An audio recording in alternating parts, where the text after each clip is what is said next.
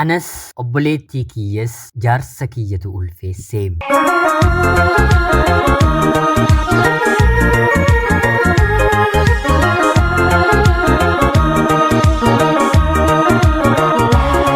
Yeroodhaaf maqaa kiyya himachuun barbaadu kanan dhaladheetti guddadhee Jiituu Magariituu Oromiyaa keessattidha. Barnoota koollee kutaa tokkoo kaaseen haga kutaa 10ffaatti seeraan baradheera.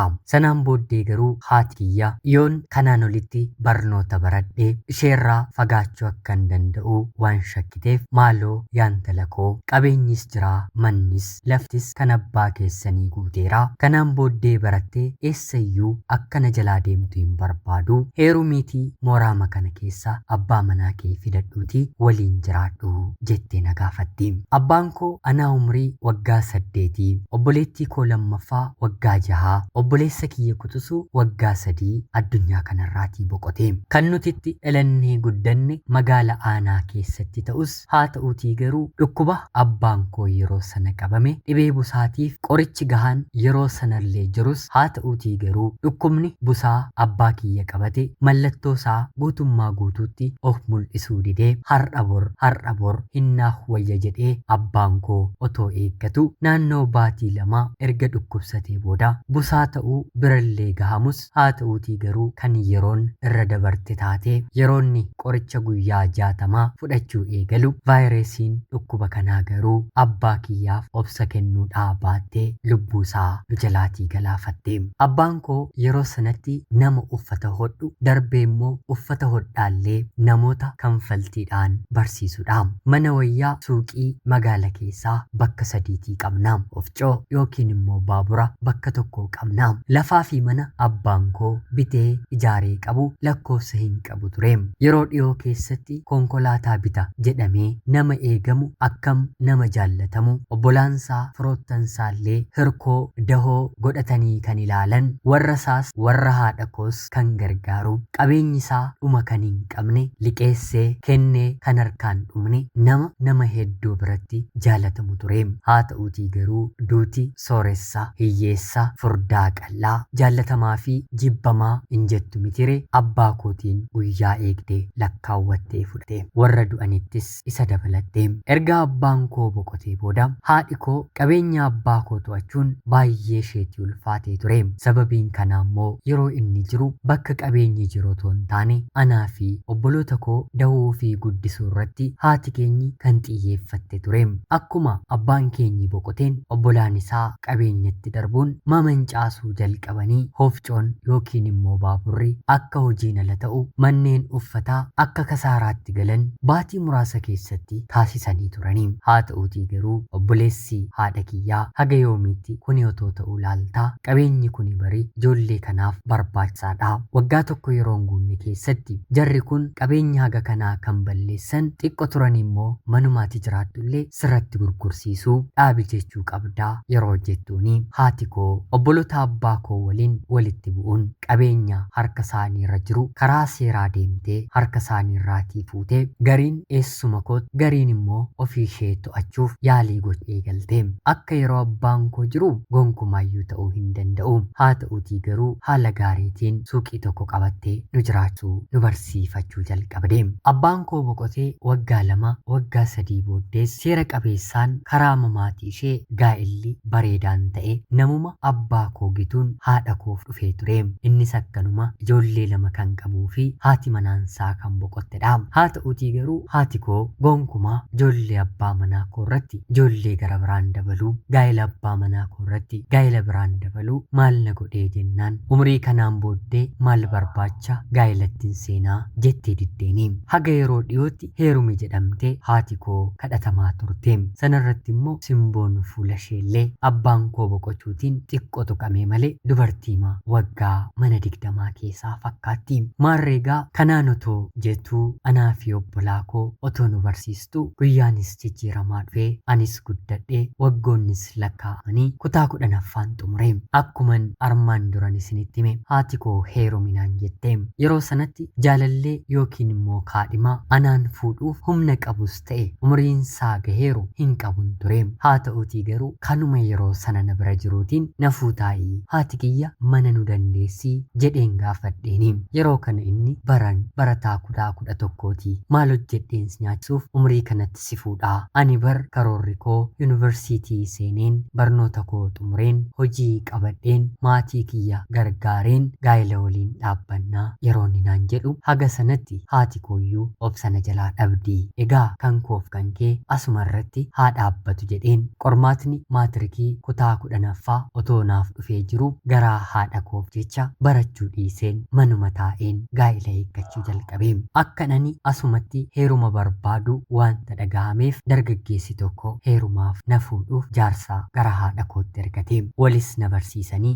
walii gallee haati koos fedhii koo gaafattee tole jenneem. Kan nama ajaa'ibu wal bartii naannoo torbee lamaa qofa anaaf inni waliitiin taasisne. Sanaan ala baatii 2 keessatti naman kana dura qoosaa masaayyuu hin beekne waliin gaa'ela dhaabbadheen cidhillee ammaaf barbaachisaa miti jedhameen mana haadha koo fidadheen jaarsa koo waliin jiraachuu jalqabeem. Haa ta'uutii garuu dubbiin heerumaa kun laayyoon tureem. Abbaa manaa koo waliin wal dhabuu kan jalqabne torbanuma gaa'ela waliin dhaabbanne keessatti. Haati koo fi obbolaan koo abbaa manaa koodhaatiif kabaja ni kennuum, anis nan kabachiisaaniim. Haa ta'uutii garuu fira karan jedhame karaa abbaa koos ta'e karaa haadha koo mana keenya dhufan abbaa manaa koo mana kaa'uu dadhabaniim. Maali kun immoo dhiirri fuudhee mana warran talaa galu safuu aadaa duudhaa naannoo ofii cabsuudha malee kana mannaa daandiitti bahee yoo kadhate nan dhabe nan rakkadhe mana kireeffachuun natti ulfaate yoo jedhe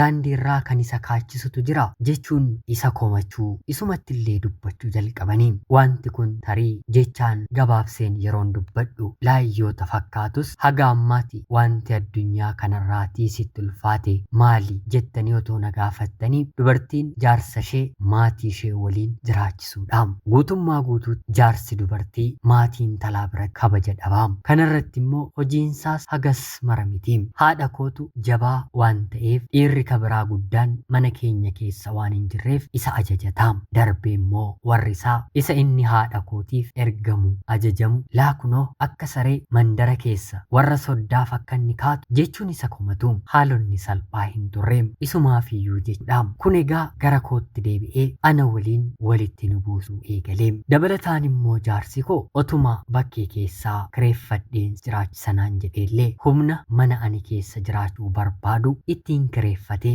baatii baatiidhaan naaf kanfalu hin qabuum. Ani manuma callisaa keessa kireeffadheen jiraachuun barbaaduum. Haati koo abbaan koos qananiidhaan wanta na guddisaniitiif ammas qananiimaan jiraachaa waan hin jiruuf harka haadha koorraa baheen jireenya qananii na dhorku rakkina maallaqaa of keessaa qabu keessaa jiraachuu hin fedhuum. Mooraama gallu keessayyuu mana abbaan koo ijaare mana 3tu jira. Haa ta'uutii garuu hundumti keenyiyyuu manuma tokko keessa jiraannaam. Kun immoo rakkoo nuti furuu dandeenyu too hin taane furuu hin dandeenyellee nutti fidee dhufeem. Anaa fi abbaan manaan koo wal fuunee baatii 5 keessatti rakkoowwan gurguddaa 2tu mana koo keessatti uumamee gaa'ela kiyyas akka diigamuutiif sababa ta'eem. Abbaan manaan koo erga anaan ulfeeffatee booda obboleettii kootti darbee halkan bakka ciisichaa deemuun ishee waliin wal qunnamuu jalqabeem. Obboleessi kiyya immoo nu waliin kan jiraatu obboleettii abbaa manaa koo utuu barataa kutaa 8 ta'ee jiru ni ulfeessaanii. Kunis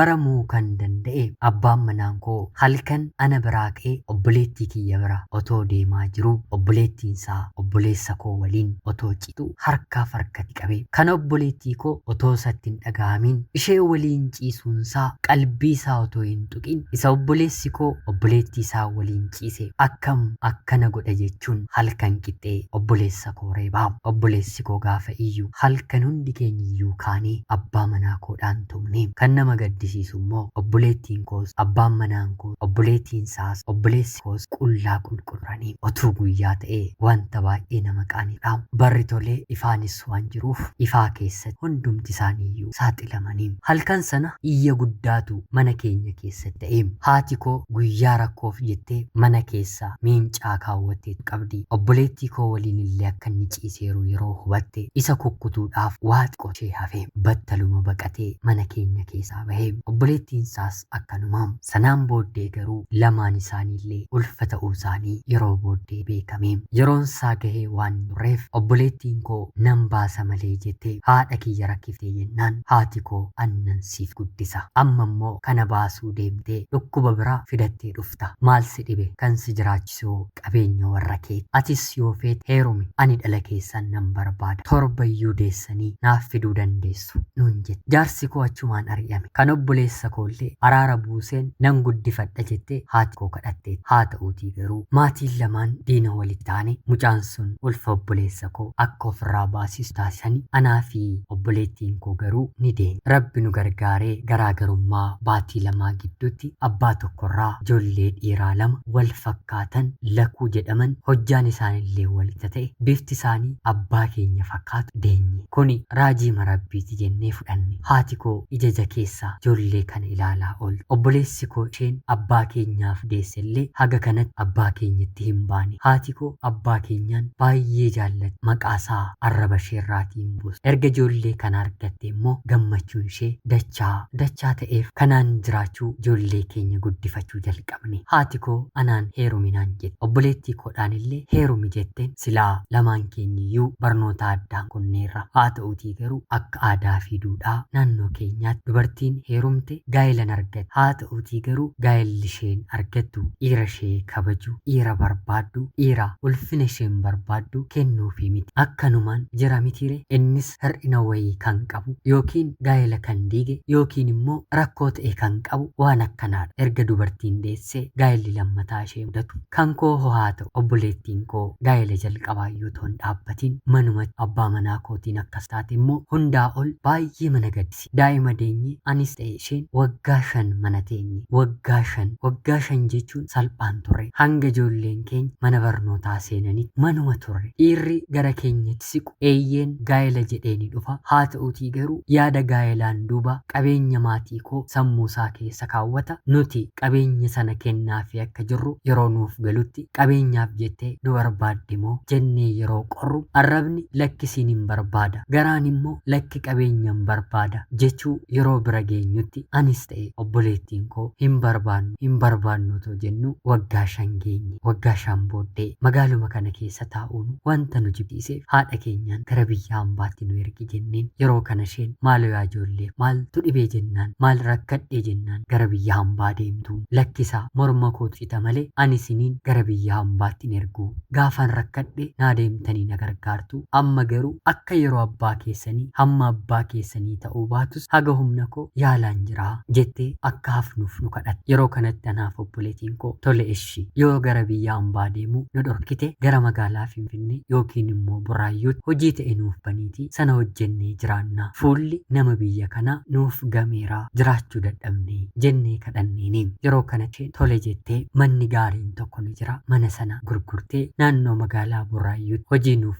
bantee anaa fi obboleettiin koo wal gargaaraa hojjechuu jalqabne. Mana tokkos kireeffannee waliin jiraachuu jalqabne. Kana dura kan jiraannu bakka obboleessi keenya jiru haati keenyis bakka jirtu haga tokko to'annaanis bakka nurratti godhamu ture. Haa ta'uutii garuu amma namni nu beekullee hagas mara magaala kana keessa hin jiru. Ijoollee yuunivarsiitii irraatii reefuma eebbifamanii dhufan lama waliin anaa fi obboleettiin koo wal barre. Ijoollee kanas tokko qooddannee jaalallee waliif taane laayif kan jedhamu ni argina jennee jireenya kana seennee dhumni keenya garuu gaarii ta'uu baate. Ijoolleen kun hojii barbaachisu maatii isaanii irratti kan maxxananidha. Jalqaba kan nu geessan mana dhiichisaa yookiin immoo ciffaraa beetii mana jedhamudha. Guyyaa jalqabaa fi lammaffaa anaa fi obboleettiin koo fudhachuu baannus haa ta'uutii garuu iyyi mana sana keessaa araada nutti ta'e guyyaa sadaffaa nutu ni deemna jedhee harka isaanii qabatee deeme. Jireenya sana shaakaluu jalqabne. Jireenyi suni sirbuu qofa miti dhugaatiillee of biratti qaba. Dhugaatiin yeroon isiniin jedhu waanuma biiraa kana qofaa miti haraqee fi dhugaatiiwwan jajjaboollee ni qabu. Kana shaakaluu jalqabne. Guyyaa hojjechaa oolla halkan sirbaa bulla maallaqa guyyaa hojjenne bu'aa fi kisaaraa otoo addan baasiin halkan itti utaalaa bulla. Ijoollee kanatti tole mana firoottan isaanii galu ture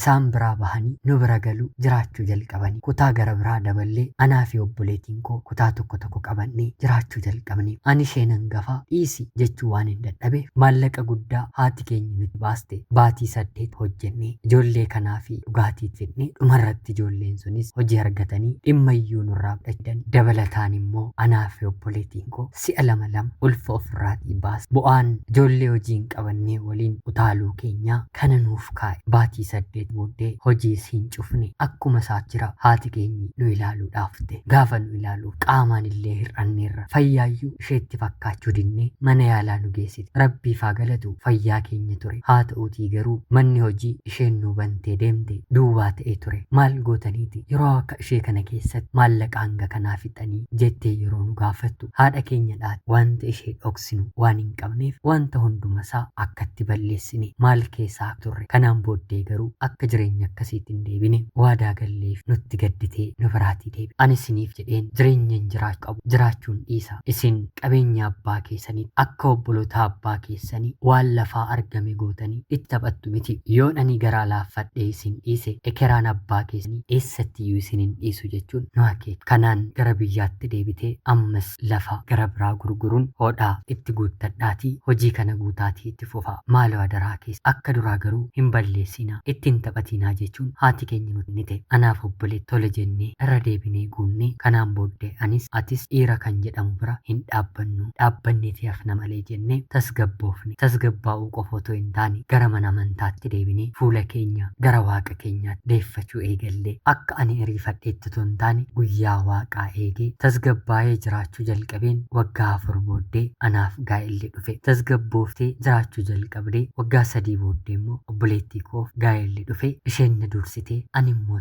aaneen gaa'elaa haadha koo kabachiiseen gaa'elaa obboloonni haadha koo fi obboloonni abbaa koo itti gammadaniin lammaffaa heerumeen jiraachuu jalqabe har'a kunoo gaa'ela kana keessatti ilmaan 2 dabaladheera haati keenyis waan isheerraa fagaanneef obboleessi keenyis manaatii waan baheef qabeenyi guutummaatti jiru baadiyyaa magaalas ta'e kan jiru hundi gurguramee asii manni bareedaan bitamee fi hojiillee eegaltee jireenya gaarii haati keenyillee nu maddii jiraachaa jirti gaa'elli dhaabbadheen jalqabaa mana haadha kootti fidadhe anaaf qofa otoo hin taane obboleettii koollee karooraa fi umrii ishee malee bakka hin taatnetti ana waliin akka isheen kottoonfattu taasise obboleessi kiyyallee umrii malee wanta eegaluu hin qabne akka inni eegaluu isa taasise dhaamsi dhaggeeffattoota seenaa kiyyaaf hin qabu waa tokkodha dubartiinis ta'e dhiirri gaa'ela dhaabbattanii jennaan tarii keessummummaaf guyyaa 1-2 buluuf yoo ta'een ala mana maatii ofii jiraachuun sirrii miti rakkoo hiddaa yookiin immoo dhiigaa kan wal qabatu kan balleessu gara biraallee qabaachuu ni danda'an dhaamsa kooti ana obboleettii keessan magaalaa Finfinnee irraati ulfaadhaa nagaatti galatoomaa.